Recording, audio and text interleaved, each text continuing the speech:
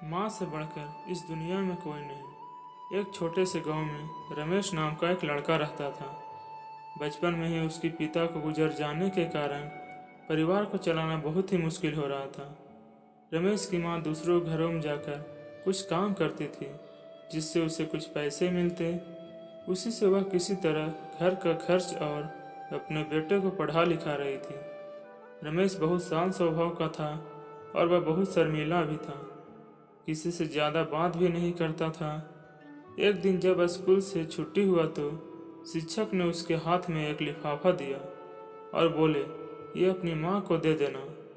जब रमेश घर पहुंचा तो उसने माँ को लिफाफा पकड़ाते हुए कहा, माँ, गुरुजी ने तुम्हारे लिए ये चिट्ठी भेजी है और वो बोले अपनी माँ को दे देना। जरा देखो तो इसमें क्या लिखा है। माँ ने मन ही मन चिट्ठी पढ़ी और मुस्कुराते हुए बोली, बेटा, इसमें लिखा है कि आपका बेटा पढ़ने में काफ़ी तेज और होशियार भी है।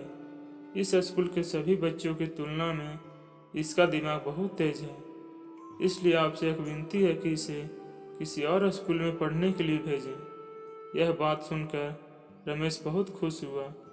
उसका मन आत्मविश्वास से भर गया। वह मन ही मन सोच रहा था, मैं इस स्कूल में इतना तेज हूँ। लेकिन दूसरी तरफ उसको दुख भी हो रहा था।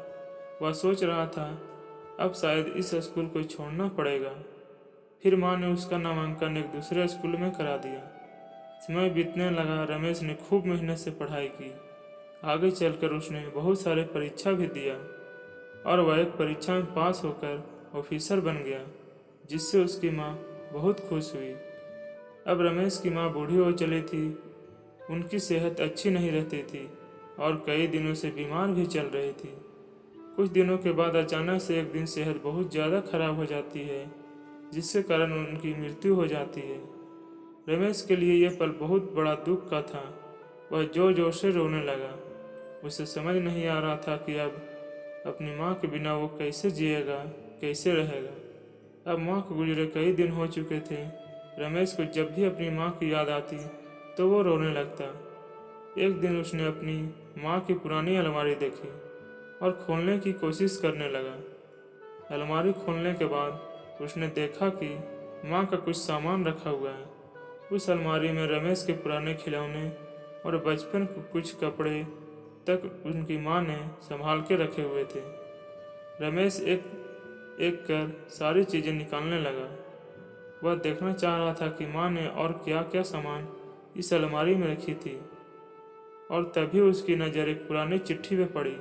दरअसल ये वही चिट्ठी थी जो गुरुजी ने माँ को 18 साल पहले दी थी। रमेश ने चिट्ठी खोली तो वह बहुत भावुक हो गया और फिर वो धीरे धीरे उसे पढ़ने लगा। चिट्ठी में लिखा था, आपको बताते हुए हमें अफसोस हो रहा है कि आपका बेटा रमेश पढ़ाई में बेहद कमज़ोर है। उसको पढ़ाई में ज़रा सा भी मन नहीं लगता। बार बार बताने के बाद भी कुछ समझ नहीं पाता और ना ही घर से कुछ पढ़ के आता है। अतः आपसे अनुरोध करते हैं कि हम इसे अपने विद्यालय में नहीं पढ़ा सकते। आपसे निवेदन है कि रमेश का नामांकन किसी दूसरे विद्यालय में कराएं या तो फिर इसे घर पे ही रखें। रमेश जानता था कि भले ही अब उनकी माँ इस दुनिया में नहीं रही, पर वो जहाँ भी रहे उनकी ममता, उनका आशीर्वाद सदा उन पर बना रहेगा। माँ से बढ़कर इस दुनिया में कुछ भी नहीं है। माँ के बराबर त्याग और तपस्या कोई नहीं कर सकता। हम पढ़ लिख लें, बड़े होकर कुछ बन जाएं, उसके लिए वो चुपचाप न जाने कितनी अपनी ज़रूरतों को मारकर हमारे शौक़ पूरा करती है। यहाँ तक कि हम कुछ भी बुरा करते हैं तो भी माँ हमारे लिए भला ही सोचती है। सचमुच माँ जैसा इस दुनिया में कोई नहीं हो सकता।